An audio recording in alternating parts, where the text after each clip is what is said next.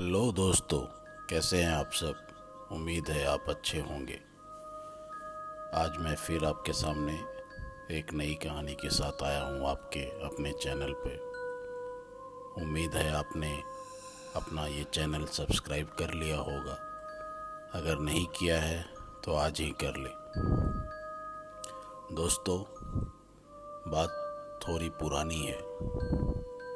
ये उस समय की बात है जब लोगों के पास मोबाइल फ़ोन से लेकर यातायात के भी अच्छे साधन मौजूद नहीं थे। उस समय ज़्यादातर लोग छोटी दूरी पैदल ही तय किया करते थे। उसी वर्ष हैदराबाद के एक छोटे से गांव हैदरपुर में जो खौफनाक घटना घटी वो बेहद ही डरावनी थी। कहा जाता है कि उस समय हैदरपुर के लोग भूत प्रेत संबंधी बातों पर यकीन रखा करते थे। यह उनका अंधविश्वास था।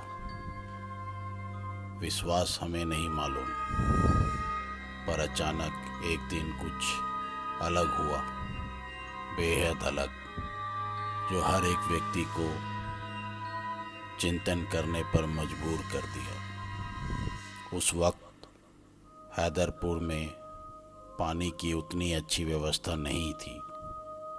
लोग मजबूरी में कुएं का पानी या तालाब का पानी पिया करते थे। इसी कारण हैदरपुर में कुएं की भरमार थी। लोग जहाँ से चाहते वहाँ से पानी ले सकते थे। पता नहीं कैसे, पर हैदरपुर में एक भी चापाकल नहीं था। गांव में 2 किलोमीटर दूर एक स्कूल था जहाँ गांव के बच्चे खेला करते थे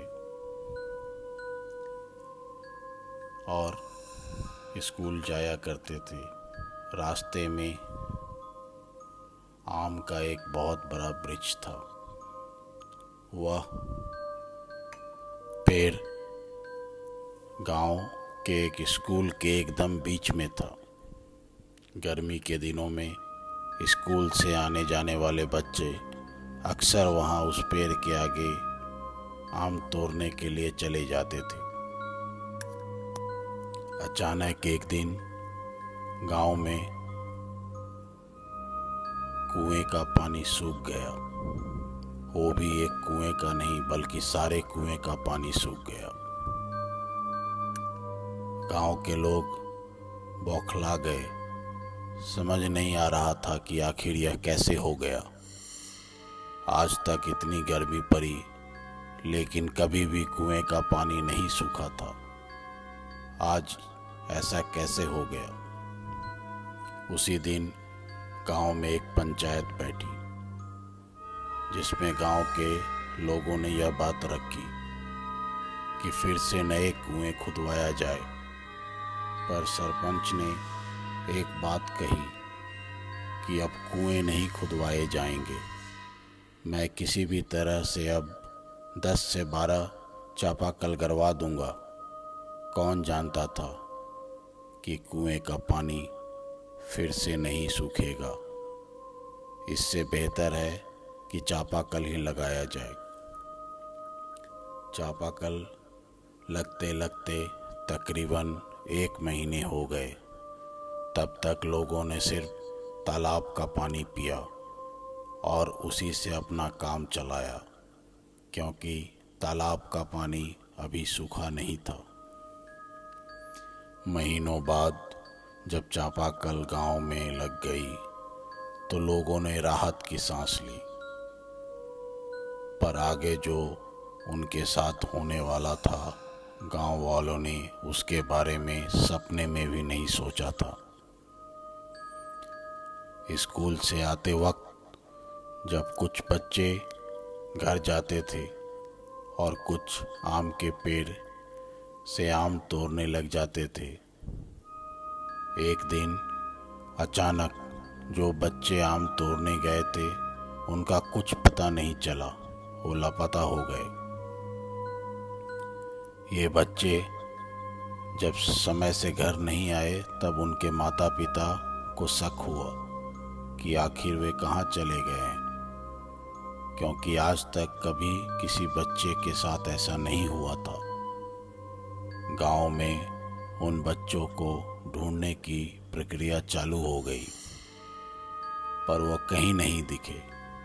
लोगों को समझ आ गया था कुछ तो गड़बड़ हुई है, इसलिए लोगों ने सबसे पहले उस आम के पेड़ के पास जाकर ढूंढना शुरू किया। आम का पेड़ पहले की तरह हरा भरा नहीं था, थोड़ा मुरझा सा गया था। जब गांव वालों ने पेड़ की दाहिनी तरफ देखा, वहीं लापता 3 बच्चे मरे पड़े थे। लोगों को बहुत हैरानी हुई कि आखिर यह कैसे हो गया। बच्चे के शरीर पर कई जगह पर चोट के निशान थे। लोगों ने समझा कि शायद बच्चे खेल खेल में कूदकर गिर गए हैं और उनकी मृत्यु हो गई है। उसी वक्त गांव वालों ने उस पेड़ को अशुभ मानकर वहां आम तोड़ने से बाकी सारे बच्चे को मना कर दिया और उन्हें कड़ी हिदायत दी कि अब से इस पेड़ को कोई नहीं छुएगा।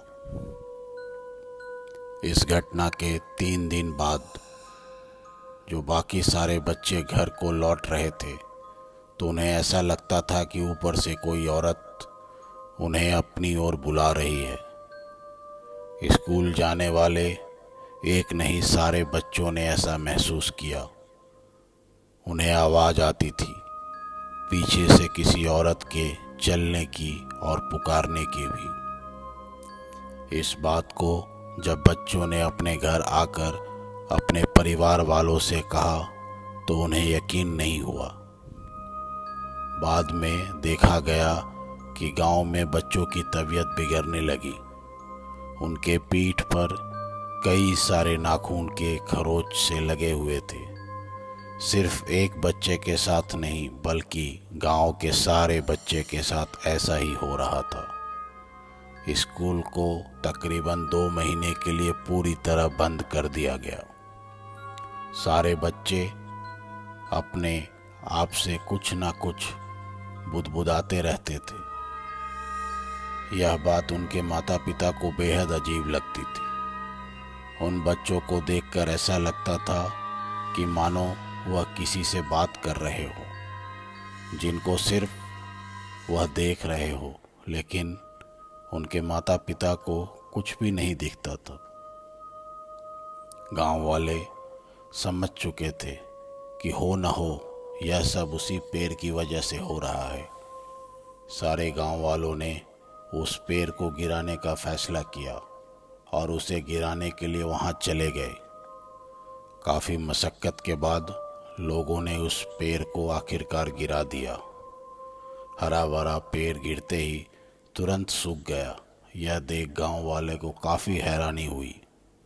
उन्होंने यह भी देखा कि पेड़ की जड़ के नीचे कई सारे सफ़ेद साड़ियाँ रखी हुई है। सारे लोग को लगा कि आखिर इतनी सारी सफ़ेद साड़ियाँ किसकी है और यहाँ कैसे आई।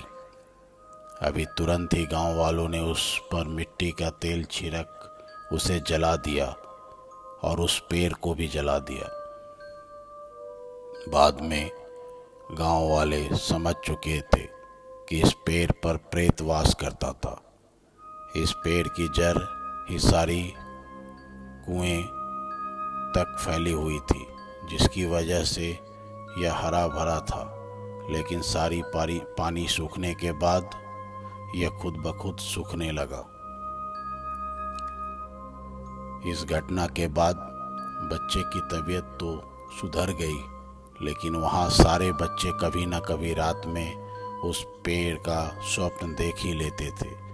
अजीब बात यह है कि वह बच्चे सपने आज भी देखा करते हैं जो उस घटना के बाद जन्मे हों। तो दोस्तों, ऐसे ही इस कहानी का अंत होता है। कैसा लगा आपको कहानी, कमेंट्स बॉक्स में लिखकर ज़रूर बताइएगा और आपका अपना चैनल को सब्सक्राइब भी करिएगा। धन्यवाद।